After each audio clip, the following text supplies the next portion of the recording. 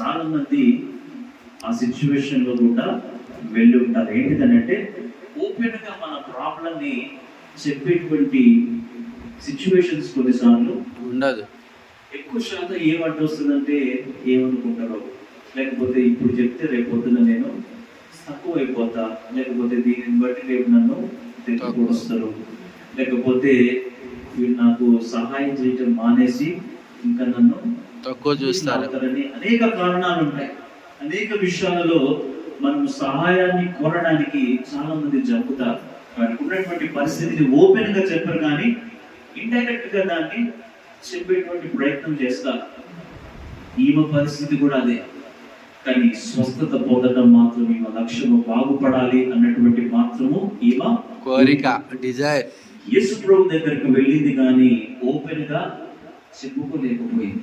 కానీ విశ్వాసముతో ఏం చేసింది? ఆయన వస్త్రపు చెంగులు మాత్రము పుట్టినది. దేవునికి ఆమేన్. హల్లెలూయా, హల్లెలూయా. నువ్వు మాటల ద్వారా నీ యొక్క పరిస్థితిని, నీ సమస్యలు, నీకున్నటువంటి స్థితిగతులను ఆయనకు చెప్పకపోయినా విశ్వాసముతో ఆయన సన్నిధిలో వినక నీ మనస్సును ఆయన పైన కేంద్రీకరించగలిగితే ప్రభావము ఆయనలో నుంచి బయటికి వస్తుంది. దేవునికి ఆయనలో నుంచి ప్రభావము బయటికి వచ్చి వెంటనే ఆమె బాగుపడ్డది, స్వస్థ పొందుకున్నది. దేవునికి స్తోత్రం కలుగునుగా. హల్లెలూయా.